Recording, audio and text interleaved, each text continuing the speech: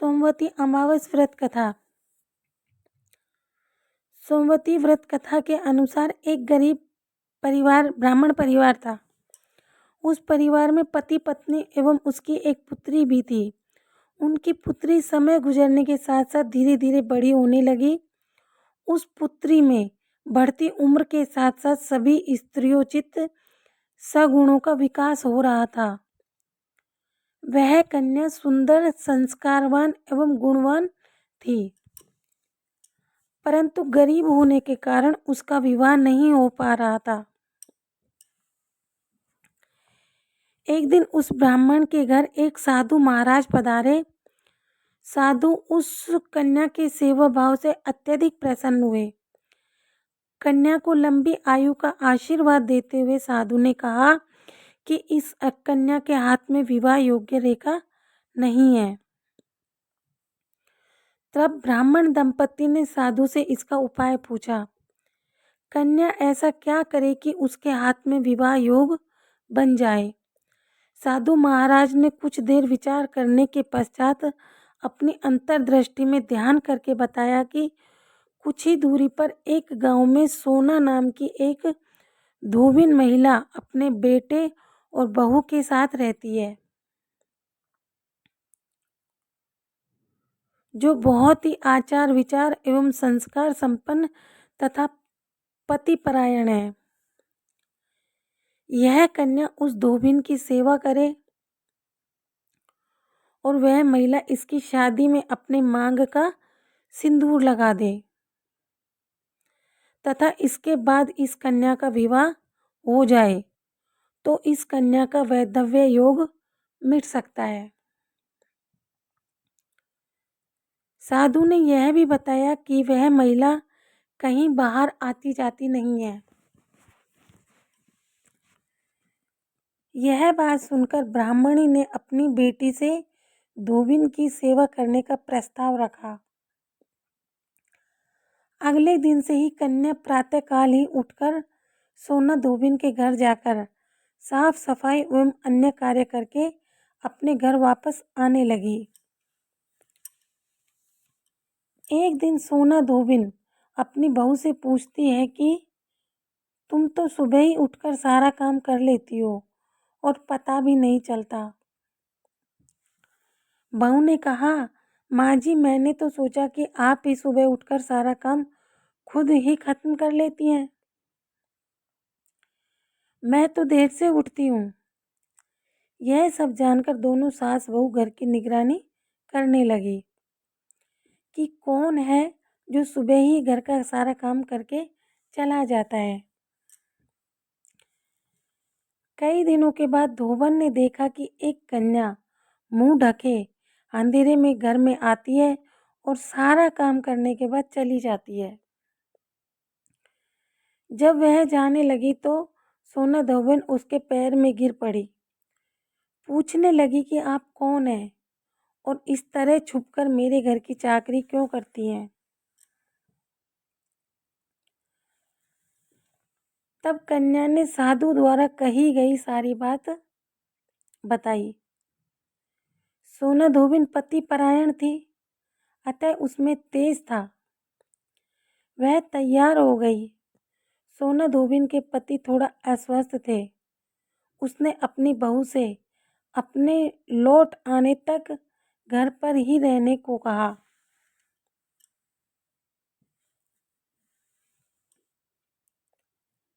सोना धोबिन ने जैसे ही अपनी मांग का सिंदूर उस कन्या की मांग में लगाया, सोना धोबिन का पति मर गया।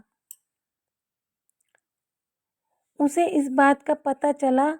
वह घर से निराजल ही चली थी, यह सोचकर कि रास्ते में कहीं पीपल का पेड़ मिलेगा तो उसे भंवरी देकर और उसकी परिक्रमा करके ही जल ग्रहण करेंगी। उस दिन सोमवती अमावस थी। ब्राह्मण के घर मिले पुए पकवान की जगह उसने ईंट के टुकड़ों से 108 बार परिक्रमा देकर 108 बार पीपल के पेड़ की परिक्रमा की और उसके बाद जल ग्रहण किया। ऐसा करते ही उसके पति के मृत शरीर में वापस जान आ गई। धोबन का पति फिर से जीवित हो उठा।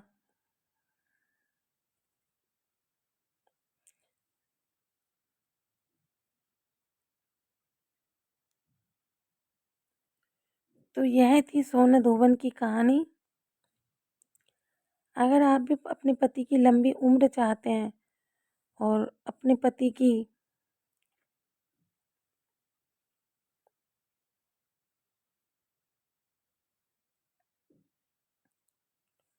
सेवा करना चाहते हैं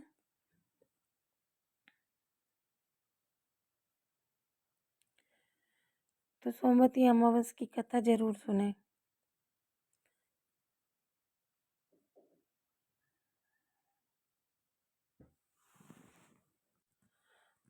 आज सोमवार है कार्तिक मास का। कार्तिक मास के सोमवार की व्रत कथा भी मैं आपको सुना रही हूँ। किसी नगर में एक धनी व्यापारी रहता था।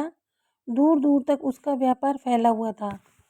नगर के सभी लोग उस व्यापारी का सम्मान करते थे। इतना सब कुछ संपन्न होने के बाद भी वह व्यापारी बहुत दुखी था, क्योंकि उसका कोई पुत्र नहीं था, जिस कारण अपने मृत्यु के पश्चात व्यापार के उत्तराधिकारी की चिंता उसे हमेशा सताती रहती थी।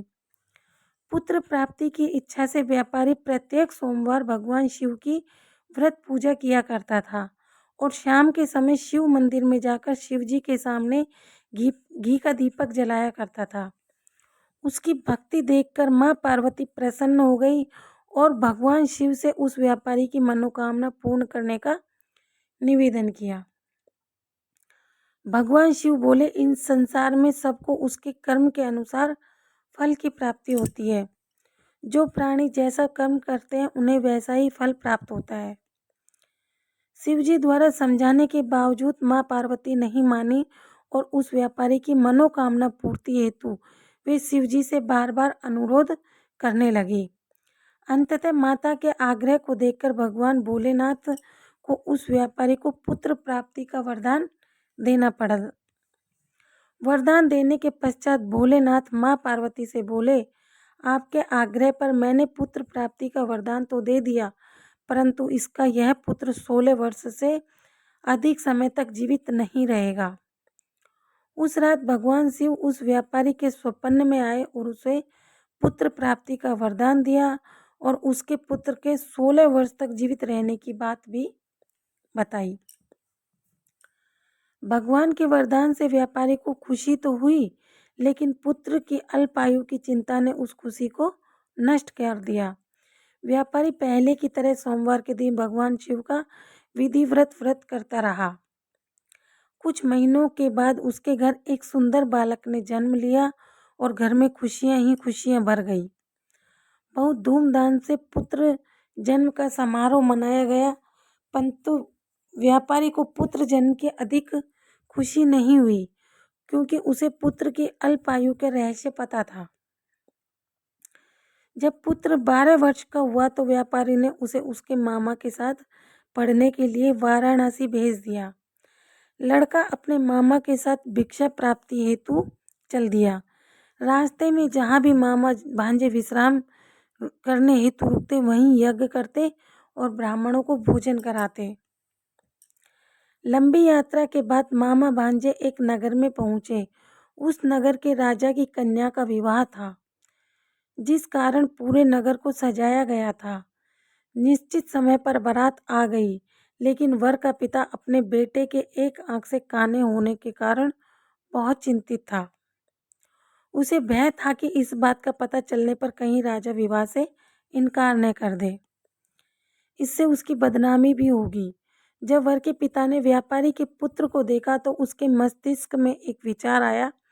उसने सोचा, क्यों न इस लड़के को दूल्हा बनाकर राजकुमारी से विवाह करा दूं।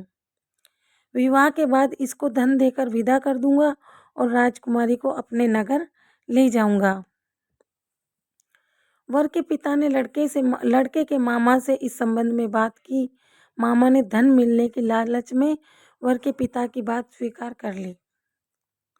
लड़के को दूल्हे का वस्त्र पहनाकर राजकुमारी से विवाह करा दिया गया। राजा ने बहुत सारा धन देकर राजकुमारी को विदा किया। शादी के बाद लड़का जब राजकुमारी से साथ लौट रहा था तो वह सच छिपा नहीं सका और उसने राजकुमारी की ओढ़नी पर लिख दिया, राजकुमारी तुम्हारा विवाह मेरे साथ हुआ था। मैं तो वाराणसी पढ़ने जा रहा हूँ और अब मैं तुम्हें जिस नवयुवक की पत्नी बनना पड़ेगा वह एक आंख से काना है। जब राजकुमारी ने अपनी ओढ़नी पर लिखा हुआ पढ़ा तो उसने काने लड़के के साथ जाने से इनकार कर दिया। राजा को जब ये बात पता चली तो उसने राजकुमारी को महल में ही रखा। उधर लड़का अपने मामा के साथ वाराणसी पहुंच गया और गुरुकुल में पढ़ना शुरू कर दिया। जब उसकी आयु 16 वर्ष की हुई तो उसने यज्ञ समाप्ति पर ब्राह्मणों को भोजन कराया और खूब अन्न वस्त्र दान दिए। रात को वह अपने शयन कक्ष में सो गया। शिवजी के वरदान के अनुसार शयन कक्ष में ही उसके प्राण पखेरु उड़ गए। सूर्योदय पर मामा मृत भांजे को देखकर रोने पीटने लगा। आसपास के लोग भी एकत्र होकर दुख प्रकट करने लगे। लड़के के मामा के रोने विलाप करने के स्वर समीप से गुजरते हुए भगवान शिव और माता पार्वती ने भी सुने। माता पार्वती ने भगवान शिव से कहा, प्राणनाथ, मुझे इसके रोने के स्वर सहन नहीं हो रहे हैं। आप इस व्यक्ति के कष्ट को अवश्य दूर करें। भगवान शिव ने माता पार्वती के साथ अदृश्य रूप में समीप जाकर देखा तो भोलेनाथ माता पार्वती से बोले, यह तो उसी व्यापारी का पुत्र है जिसे मैंने 16 वर्ष की आयु का वरदान दिया था। इसकी आयु पूरी हो चुकी है। माँ पार्वती ने फिर भगवान शिव से निवेदन कर उस बालक को जीवित करने का आग्रह किया। माता पार्वती के आग्रह पर भगवान शिव ने उस लड़के को जीवित होने का वरदान दिया और कुछ ही पल में वह जीवित होकर उठ बैठा। शिक्षा समाप्त होने करके लड़का मामा के साथ अपने नगर की ओर चल दिया। दोनों चलते हुए उसी नगरी में पहुंचे जहां उसका विवाह हुआ था। उस नगर में भी यज्ञ का आयोजन किया। समीप से गुजरते हुए नगर के राजा ने यज्ञ का आयोजन देखा और उसने तुरंत ही लड़के और उसके मामा को पहचान लिया।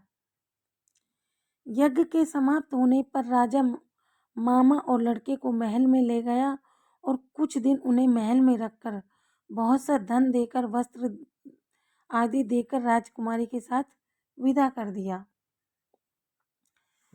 इधर भूखे प्यासे रहकर व्यापारी और उसकी पत्नी बेटे की प्रतीक्षा कर रहे थे।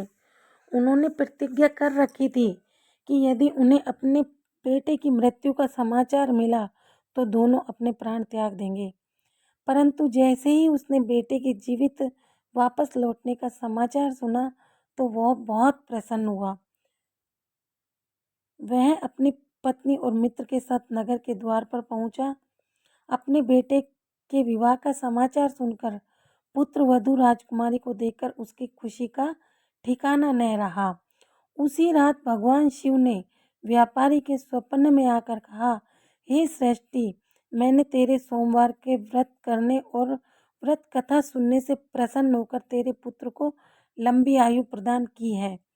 पुत्र की लंबी आयु जानकर व्यापारी बहुत प्रसन्न हुआ। शिव भक्त होने तथा सोमवार का व्रत करने से व्यापारी की सभी मनोकामनाएं पूर्ण हुई। इस प्रकार जो भक्त सोमवार का विधिवत व्रत करते हैं और व्रत कथा सुनते हैं उनकी सभी इच्छाएं भगवान भोलेनाथ पूरी करते हैं। इसलिए जो भी शिव की कृपा चाहता है, शिव भक्ति से अपनी मनोकामना पूरी करना चाहता है और कुछ नहीं तो भोलेनाथ का सोमवार का व्रत सादे